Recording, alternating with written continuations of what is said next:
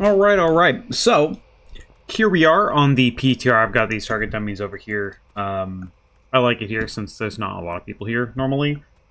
But let's talk about the first, I'll be real. Let's be very, very honest here. I only spent maybe 2 or 3, maybe 2 or 3 hours, maybe a little longer, messing around with stuff, trying different trinkets, trying the different weapons. There's a couple weird bugs, for example, if you use the int two-hander and the strength two-hander of best in slots, if you activate the effect of the best in slots here, and then continue to activate the effect of the best in slots on the int one, you just permanently keep the buff up. That'll be fixed. There's a lot of things that aren't working correctly. We don't know if they're working correctly. Things that are bugs, things that might not be bugs, things that are very good, things that don't make any sense. There's a lot of weird stuff going on right now, essentially. And I want to be very clear that this is very early. There's a lot of stuff to fix. There are a lot of things that don't work. There's a lot of things that don't make sense. But I at least wanted to kind of talk about the first day of looking at the PTR and looking at the tier sets and messing around with them and how they feel. We don't have optimized builds. We're just running random stuff. But I just felt like talking about it, so we're going to talk about it. But first and foremost, how's Fury doing? How does Fury look with the Reckless Abandon change? Personally, I don't like it. I really, really don't like it, actually. One of the reasons why I really liked Reckless Abandon, especially with Slayer, is not only did it provide a lot of damage outside of our cooldown windows, giving us more of an even profile instead of a big burst profile, it just felt very nice to use, very consistent. With Slayer, especially when you run Anger Management, because of the additional cooldown reduction you're getting to Blade Storm from Unrelenting Assault, Recklessness actually desyncs from Blade Storm. Blade Storm desyncs from Avatar. If you have enough haste, you can kind of get Recklessness in sync with Avatar if you're not wasting any rage or anything like that. So it's kind of close running Anger Management. You get it both, especially with... This gear is very, very, very heavily statted towards Mastery. I'm actually pretty low on haste, all things considered. So there's definitely some things that can be changed or can be adjusted that might make this a little better and a little closer and feel better. But because of all the desyncing, it feels pretty bad for Slayer, which is something I don't like. I mean, it might perform well, but it doesn't feel very good. Reckless Abandon itself is very, very weak. I don't know. It's probably because it's bugged. We'll have to see. Because the dot can stack up pretty heavily. One of the problems with the Bloodbath dot is that it cannot be cleaved. I don't know if that's a bug or if that's what they want. So once again, another bug. So it can't be cleaved. It's very, very... It's not very useful in AoE situations. Another problem with the dot is that, at least from how we've done the testing so far, is it isn't affected by your mastery at all. It's just affected by your baseline strength. So this additional 65% damage that this dot should technically be doing, even if it's only stuck on one target, doesn't actually get that damage bonus. So it's ticking for 30, was 39k or 35k a second, which is, for an entire talent, and you lose the flexibility of anger management. I mean, and you lose anger management, it doesn't feel great. The damage isn't very good. Titan's Torment feels way worse. They have not, obviously all of the numbers haven't been tuned yet, so they could obviously tune things up that were low performers. For example, Odin's Fury just isn't worth using. Currently on the PTR, it just doesn't do enough damage. One of the reasons why it doesn't do enough damage is the previous Titan's Torment essentially gave you an extra 33% to Odin's Fury casts through Avatar. So you did a lot more damage previously than it did before. It's one of the reasons why it got tuned down so heavily after and during the Race to World First. But the new Titan's Torment doesn't really feel great. An entire talent point just to reduce Bloodthirst cooldown for every other global, even though it does synergize with Reckless Abandon because it cannot be cleaved in AoE. The dot's only single target, and the dot is very weak. It just feels very bad to play. It doesn't feel very efficient. It doesn't feel very effective. The other thing that's also weird is you actually get more... it feels like you get more... or even the same amount of Bloodbath casts running Berserker's Torment instead of Titan's Torment. It puts Recklessness up to a 20-second cooldown. Or does this... One sec. Does this change on... Oh, sorry. This is increased because of Depths. Depths of Insanity is actually kind of decent with this, or you kind of need to run it. But it changes your Recklessness from a 12-second or a 12-second duration with Berserker's Torment and Depths of Insanity to a 24-second duration, and that's actually feels pretty nice. It's actually almost the full duration of your avatar. You get a decent amount of bloodbaths out, but like I said, once again, because it does not because it does not cleave, or it's not buffed by Bloodborne, the damage is just very, very poor. It is not affected by Mastery, but these are all things that probably will be fixed. Anyway, so that's okay, but honestly, for now, at least, the problem was that, hey, you might play Reckless Abandon, and it'll change the way Warrior plays, and it really doesn't. It doesn't at all. Our tier set, if we want to talk about the tier set for Fury, you literally don't pay attention to it at all. You might think when you read it at first that while you're hitting buttons, you get a Bloodthirst proc or a Raging Blow proc, and you have to pay attention to those procs, and you have to hit those procs back to back, and you have to hit those procs before the proc changes or is consumed or is re-upped. But you don't actually have to do any of that. The wording is kind of weird, but you actually have you actually get two separate buffs. They can be both up at the same time. The Raging Blow, and the Bloodthirst buff can be up at the same time, meaning you really don't pay attention to it. You kind of just play your standard rotation still, even with this tier set. You just rampage when you got it. You Raging Blow, you Bloodthirst, and then you can like Raging Blow again, or you can Crushing Blow again if you're running Anger Manage, or if you're running the new Reckless Abandon. But the tier set changes basically nothing. And because it has zero... One of the things that I don't really like about the tier set, it has no payoff to consuming your stacks of Winning Streak. You just start accumulating stacks of Winning Streak again. This tier set's basically passive. It's basically nothing.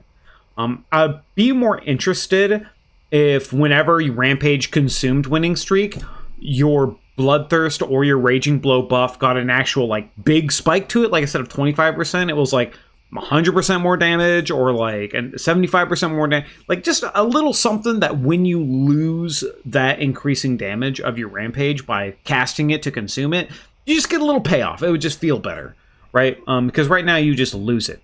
But that is just... But Fury feels okay. I mean, it's just Fury. I think Thane Fury is probably going to feel pretty good.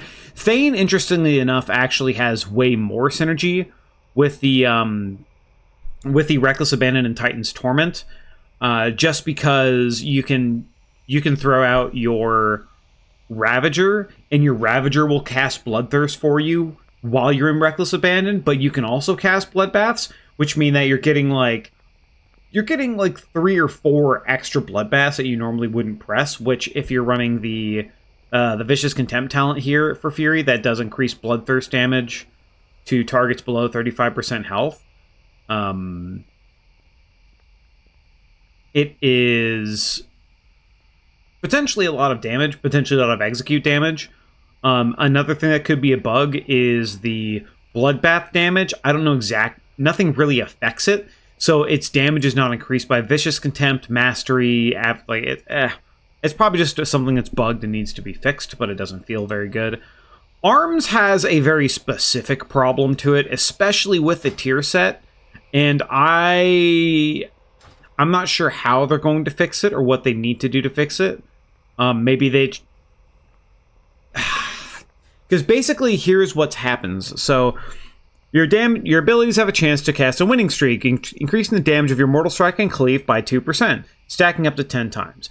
Overpower has a chance to end your winning streak. When your winning streak ends, Overpower deals 20% additional damage and recharges 75% faster for 2 seconds per stack of winning streak. Initially looking at this tier set, what we thought it could be, and it might be decent, is the fact that you go, okay, well, if winning streak ends, if I have 10 stacks of this buff, that means Overpower is going to do 200% additional damage and recharge way faster, and I'm going to be shotgunning Overpowers and Mortal Strikes, and it might feel good and be a very interesting and different change. It would also, the Overpower damage buff also would have affected Dreadnought, which is one of our very, very strong AoE talents. So it could have had a lot of AoE potential as well, but the problem is that it doesn't do that. The only duration that extends is the effect of the buff. So Overpower only does 20% additional damage and recharges 75% faster for 20 seconds if you have max stacks.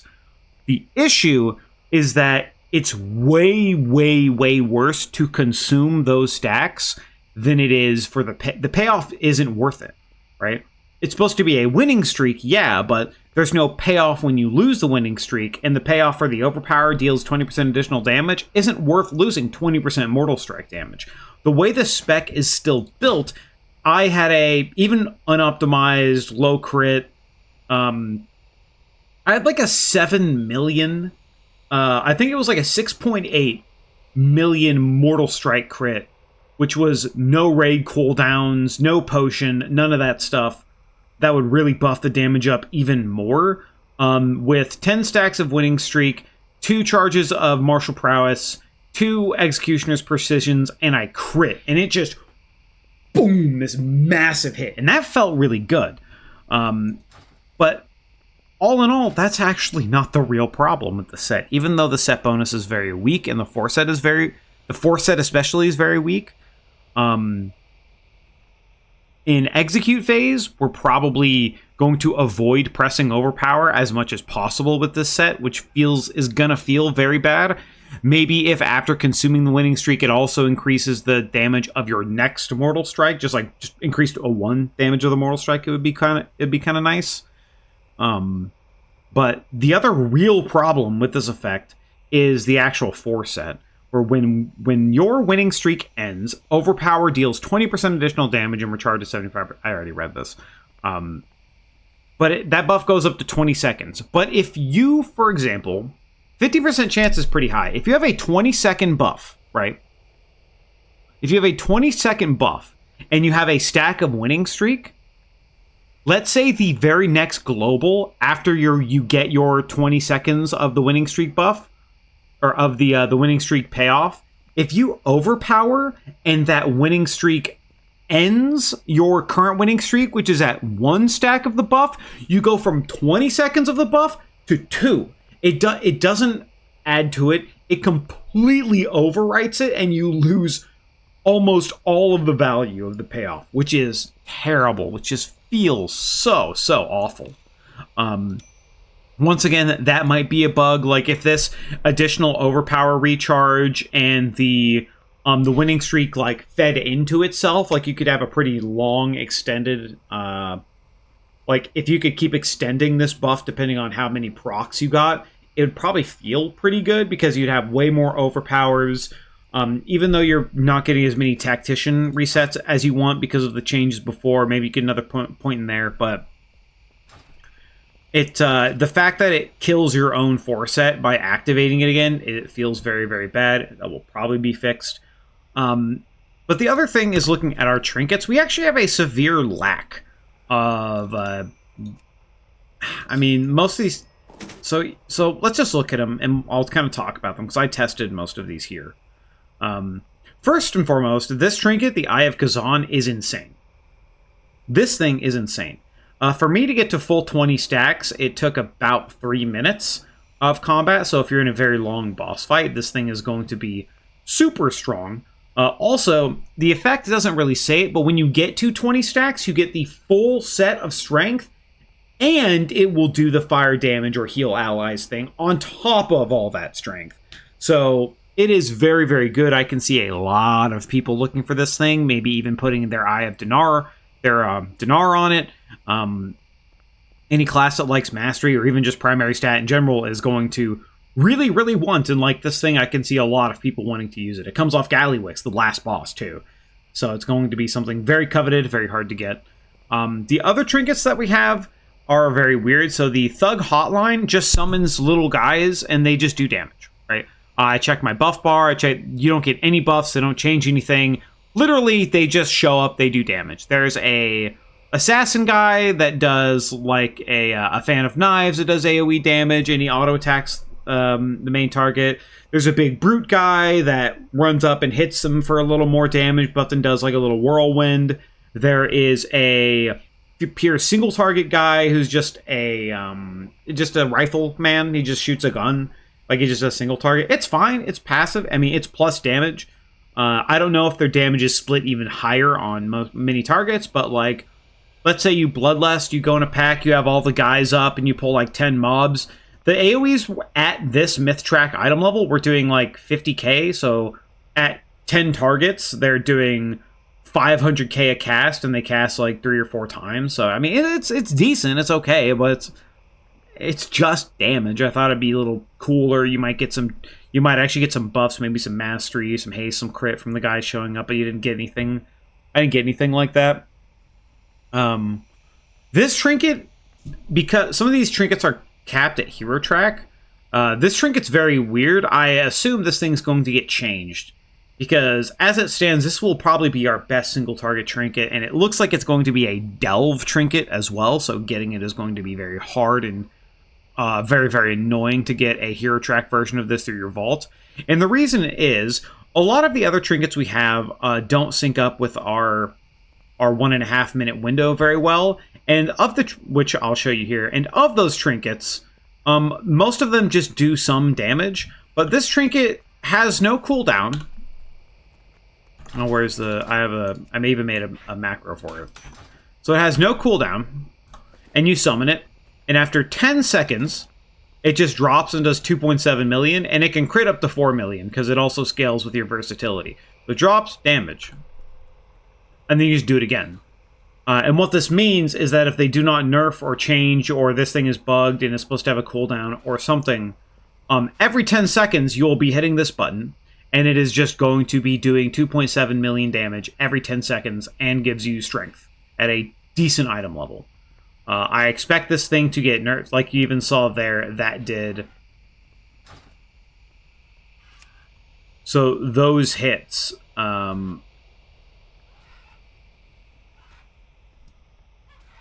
they not...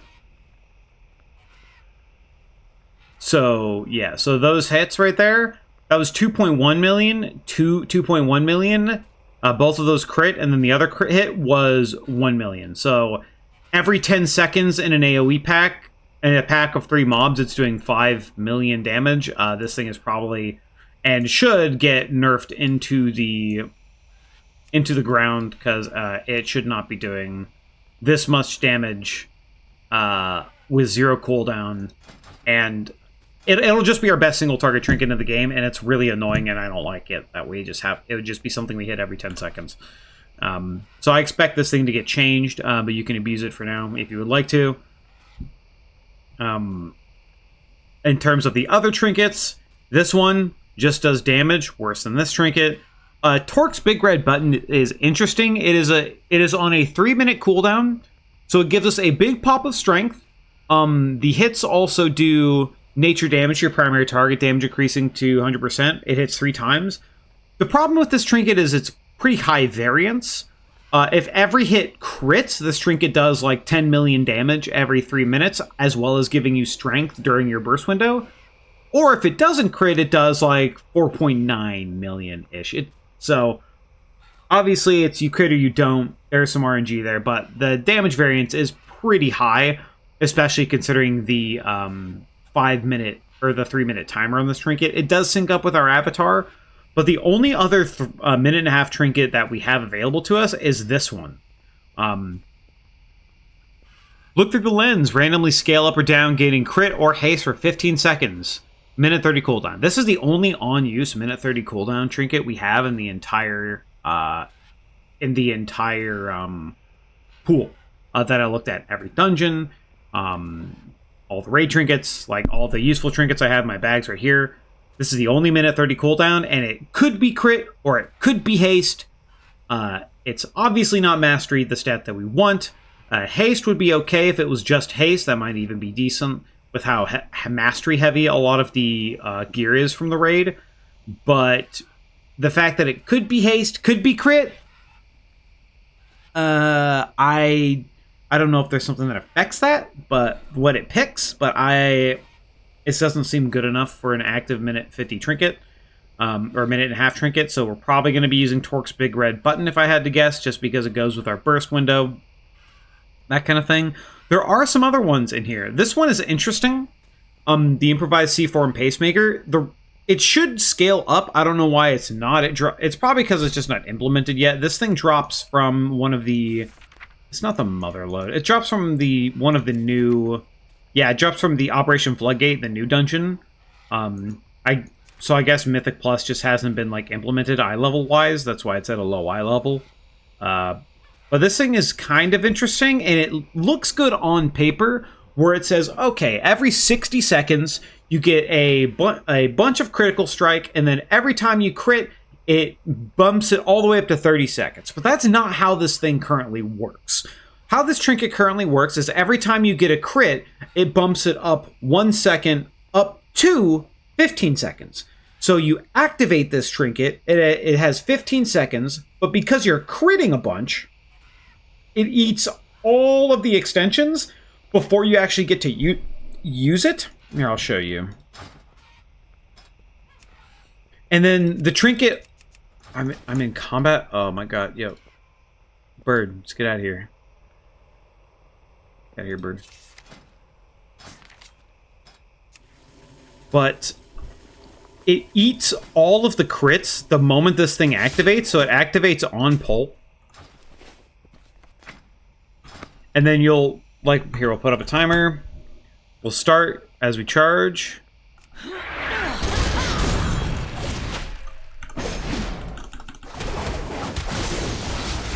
Wait, did they fix it? Oh, they might have already hotfixed it. When I was literally initially testing this item, its duration would only go up to 15, like it would refresh itself to 15, but I guess they fixed it, so this thing might be decent, because that is 30 seconds of a decent, like, how much crit is that? So we're at 15% crit. Let's wait till it activates again.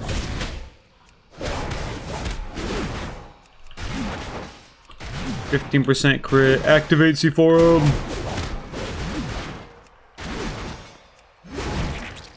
Because it activates every 60 seconds. There it is. Activate.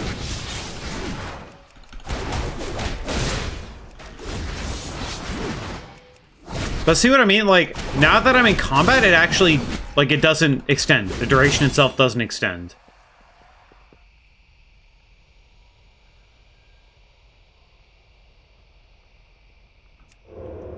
It's so weird. I don't understand why this thing works sometimes.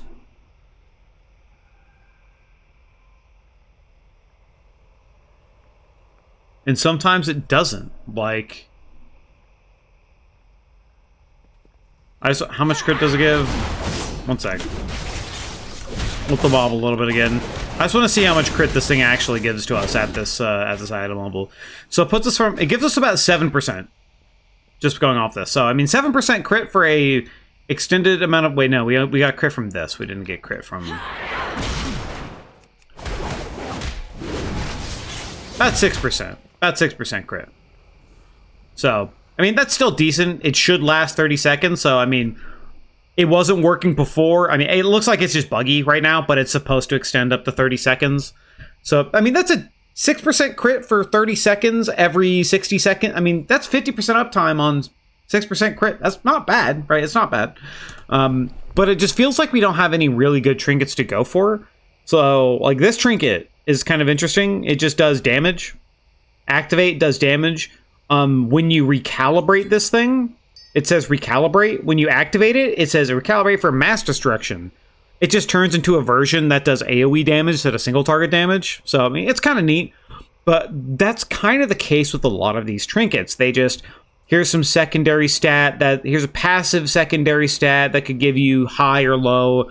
This is going to be a delve trinket, because this is the anamorphous thing from delves. Well, it gives you haste. It could give you primary stat. But this thing's going to be capped at eye level, so it won't give enough. Especially considering that it gives you no primary stat base. This thing will probably be pretty bad and not used. The Viscera was bad when it was released. It's still going to be bad now. It doesn't activate enough, doesn't do enough damage, yada yada. The Suspicious Energy Drink doesn't have a myth track to it. I expect it to be like a Delve Trinket or something like that. But it doesn't... It gives you a decent amount of mastery, but the problem is it's purely passive, right? You can't be like, hey, take a swig of the energy drink, a minute 30 cooldown mastery in your burst window. It doesn't really work that way. So unfortunately, it just feels very underwhelming, and you can't activate it when you want to. The Sigil of Algeria Concordance, it just summons a guy, and the guy just does damage, right? This thing hypes you up and gives you haste, and it's just passive and gives you haste. Like, there's nothing like...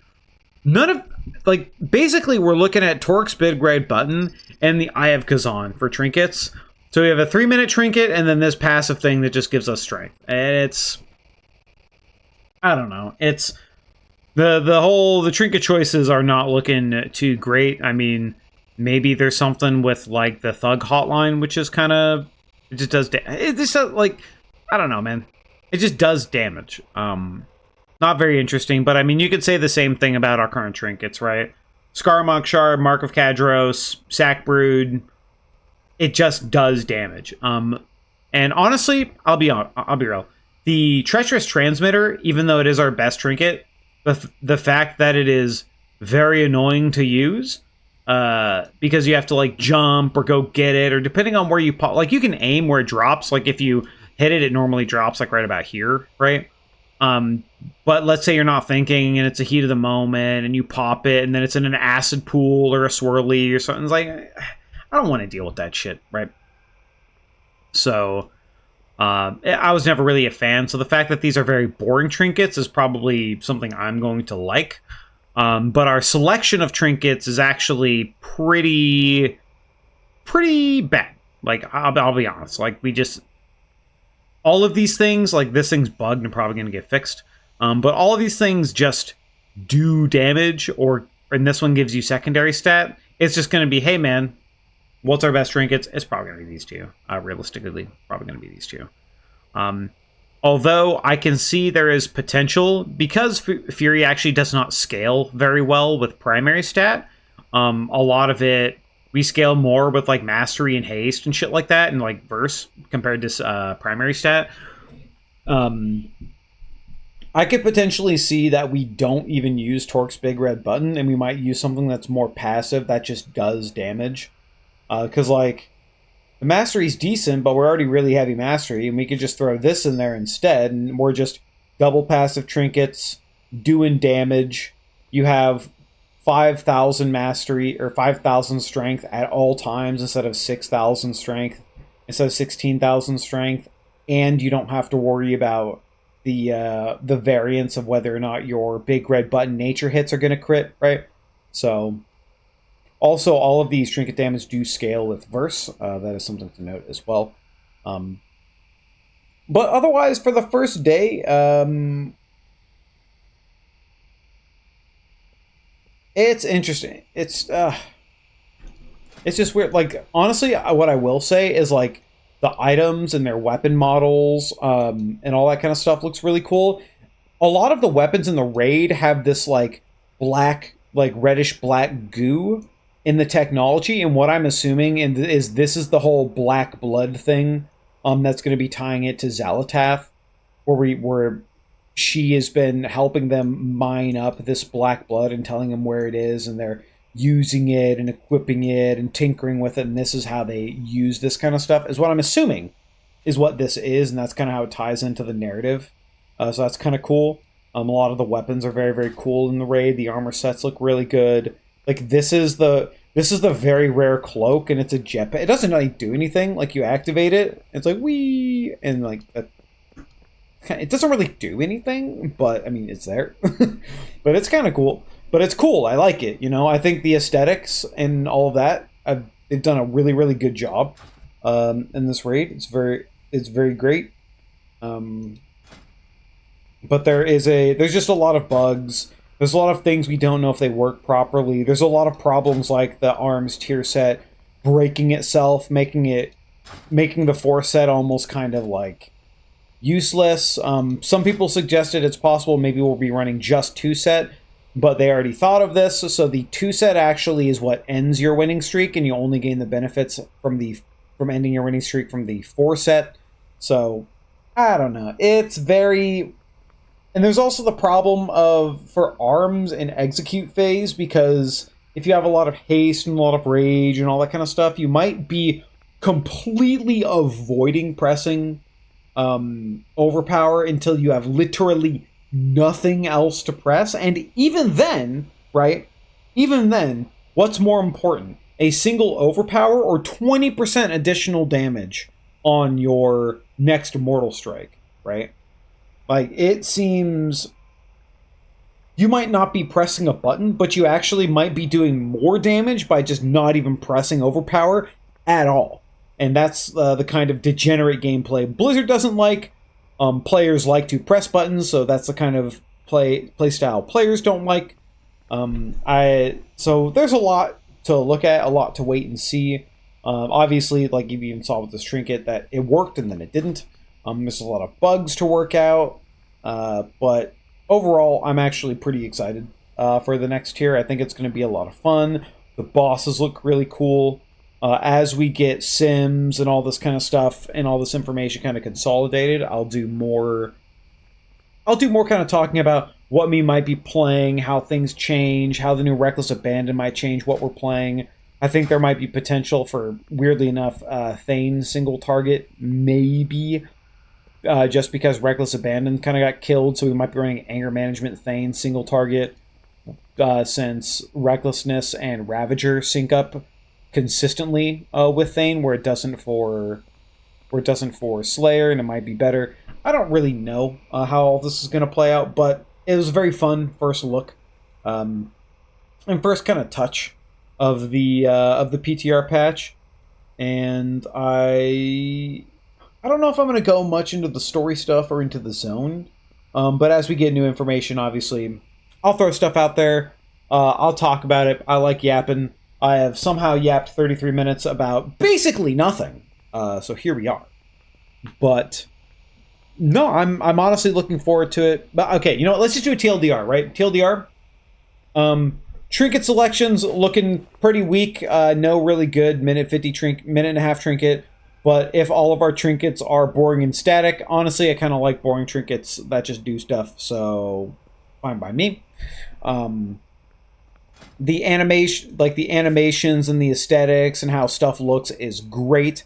Really looking forward to it. The Fury tier set is essentially non-impactful. You don't look at it, you don't think about it. It doesn't matter literally at all. You just kind of play the spec as you're playing it anyway. It's very, very odd the way it works, where you literally just play it normally and just don't pay attention to it at all. Maybe there's some kind of degenerate gameplay that might be going on where you don't want to press Rampage until you maybe get another stack of the buff, but like that's so degenerate and niche that it might not really even be a thing. I just kind of hope that for the Fury set they add just a little payoff, right? The 4 set doesn't really do anything, but if you lose your winning streak, I hope we just get just a little payoff of maybe increasing our next Bloodthirst, or just increasing the effect of the 4-piece bonus for the next cast or something like that. It might just a little bit, you know, because you got to get the gamblers high. Even when you win, you lose, or even when you lose, you win. That kind of thing. And for the arms tier set, they need to fix it immediately. Well, not immediately. We got time, but the fact that the arms tier set overwrites itself, is insanely weak, and also has a degenerate gameplay in it to where you might be trying to completely avoid interacting with it altogether just so you can keep the Mortal Strike damage bonus, is super, super degenerate, doesn't feel very good. It is anti what Blizzard probably wants, it's anti what the player wants, which is hitting buttons. I expect to see that fixed or changed. But for now, that's kind of what we're looking at. Like, this Trinket is currently busted, but for now, that's kind of what we're sitting at. I don't really know what builds are efficient. Unbridled Ferocity at 6% is so bad. The moment they nerf this talent, we have literally never played it again. We've basically never played Depths of Insanity, and the only reason we might play Depths of Insanity is because of Reckless Abandon. But even if we don't, I mean, maybe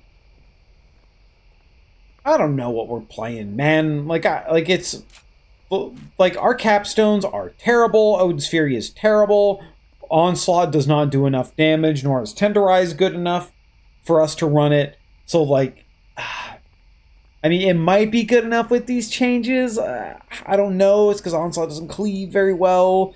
The fact that the Bloodbath cleave doesn't put a dot on any target but the main target, like, and the fact that it doesn't work with Mastery or Versatility or while we enrage. There's just a lot of problems right now. So it's hard to fully and accurately judge these things. I just honestly wanted to yap about some of this stuff because I felt like it. But like I said, as new stuff comes out, as things get going, I will talk more. But yappity yap yap. All right, bye bye.